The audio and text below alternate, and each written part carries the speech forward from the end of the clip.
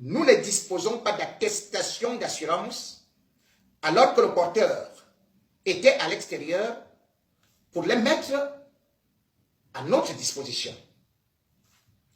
Nous avons alors fait appel à l'intervention de l'État qui a réussi à obtenir un autre rendez-vous. Cependant, le temps perdu rendait difficile à notre équipe d'arriver à temps sur le lieu de la compétition. Ce qui a conduit à notre retrait difficile. Ce qui a conduit à notre retrait au détriment de la Grande-Bretagne. Nous soulignons que cette situation regrettable intervient alors que le ministère des Sports et de l'Éducation physique avait pris toutes les dispositions pour assurer une bonne participation de notre équipe. Validation de notre participation, le budget nécessaire avait été validé dans les délais et une lettre de recommandation auprès de la chancellerie mise à notre disposition par le ministre des Sports et de l'Éducation physique. Nous tenons à remercier le gouvernement, l'IHF et la CHB pour leur contribution et leur soutien dans nos efforts pour résoudre nos difficultés. Le président de la FECAHAN, Abba Oumaté. Mesdames et messieurs, trêve de flagornerie. Ce monsieur qui signe ce courrier, monsieur Abba Oumaté, il est le beau-frère du ministre des Sports, Mwele Kombi. Il défend donc ici Mwele Kombi. Ce Abba Oumaté a été propulsé à la tête de la FECAHAN, imposé par le ministère des Sports, par Mwele Kombi. Et aujourd'hui, il nous dit que Mwele Kombi, son beau-frère, a pris toutes les dispositions pour que les filles aillent dans de bonnes conditions et qu'il a même tout payé. C'est le même monsieur qui raconte partout aux filles qu'elles n'ont jamais, que l'État du Cameroun n'a jamais versé 1 centime pour leur prime. Comment donc il peut, suite à ce scandale, subitement changer de langue? La première chose qu'il faut savoir, c'est que le voyage de la Hongrie n'arrive pas aujourd'hui. C'est depuis fort longtemps. Puisque l'État du Cameroun, la fédération, le ministère du Sport savaient très bien que le Cameroun va se rendre en Hongrie. Il faut savoir que pour se rendre en Hongrie, le Cameroun a d'abord eu à compétir, à faire une CAN. Pendant cette CAN, eh bien, le Cameroun est sorti deuxième, battu par les Palancas Negras à Dakar, au Sénégal. Les Lions du handball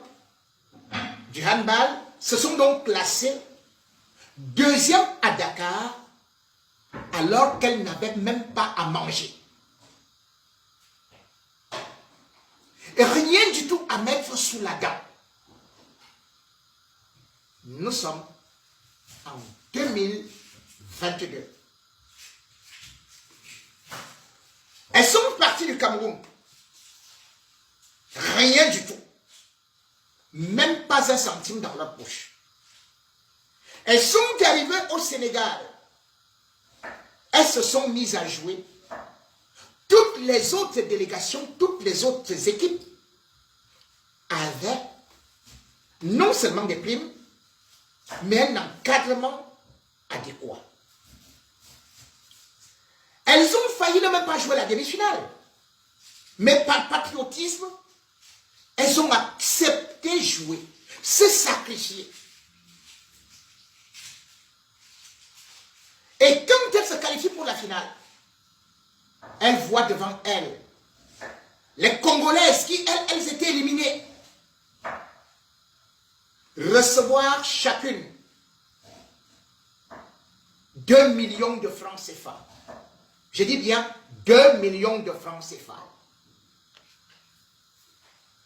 Mwele Kombi appelle son beau-frère à les draguer des femmes, ces femmes-là, ces filles-là.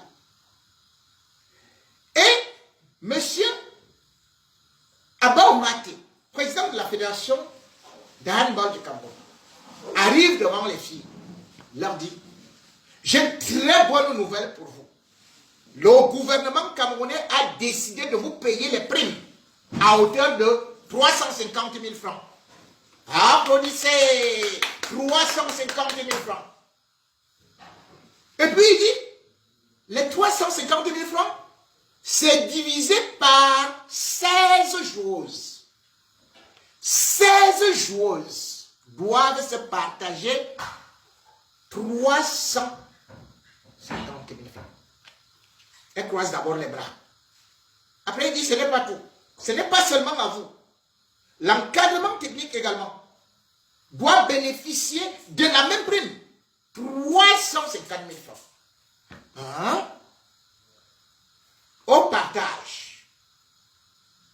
Le président de la Fédération camerounaise de football dit donc que le gouvernement camerounais a donné à chaque lion indomptable comme prime pour cette finale et pour toute la compétition 21 875 francs CFA. Écoutez-moi bien, ce n'est pas le SMIC. 21 875 francs CFA pour aller remporter la CAN. Voilà la prime qu'on a eu à promettre aux joueuses camerounaises. Aux encadreurs, on leur dit, vous également dansez. Vous êtes de merveilleuses coachs et de merveilleuses personnes.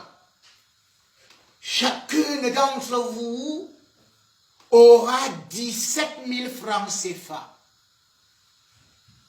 Voilà les primes qu'on a eu à promettre donc au Lyon.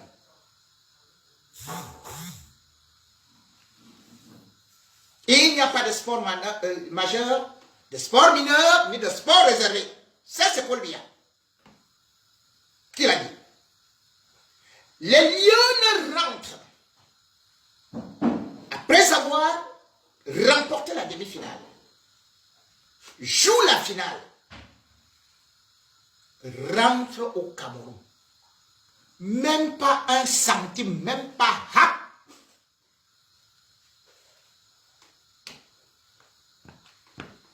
Je vous fais comprendre comment les combis n'ont pas effectué le déplacement. Elles arrivent à Yaoundé. Personne ne les reçoit à l'aéroport.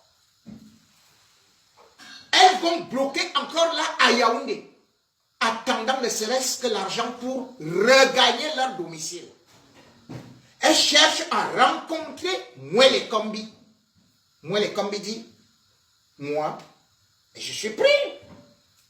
J'allais voir ceci, cela, l'influenceuse, là, je dois aller ouvrir machin, ou le salon de coiffure, j'ai un rendez-vous avec ceci, cela.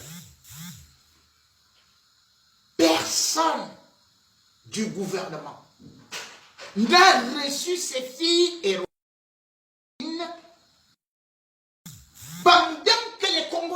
ont été reçus par le Premier ministre à l'aéroport. Par le ministre des Sports qui les accompagnait. Mais pour le Cameroun, moi les combis n'avaient pas de temps. Et il n'y avait pas d'argent.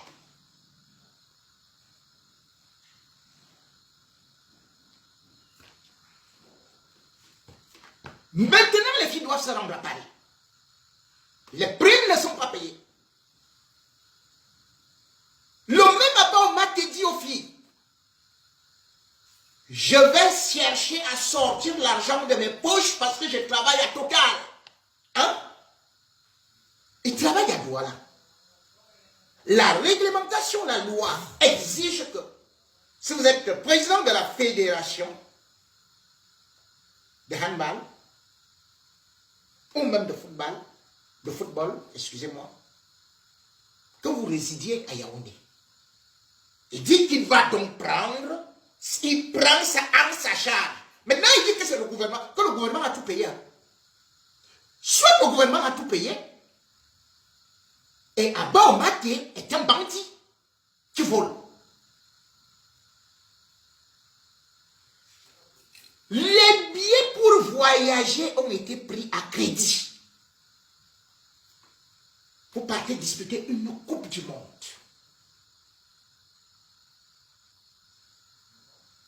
La Coupe du Monde, c'était donc en Suède. Les Camerounais viennent en stage en France, respectivement à Rennes et Caen. Mais les Camerounais vont se rendre compte qu'il n'y a pas d'encadrement, qu'il n'y a rien.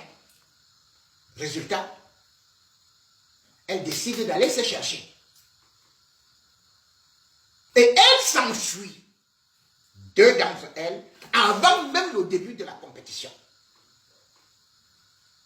On est obligé d'improviser. Les filles sont obligées de se serrer les coudes. Et à la fin, ils perdent les deux premiers matchs et gagnent le 3e match contre le Paraguay. Le Cameroun devient donc la première équipe à se qualifier avec une victoire. Malgré le fait qu'il n'y a pas d'encadrement, qu'elles n'ont pas d'argent, qu'elles n'ont pas touché leur prime.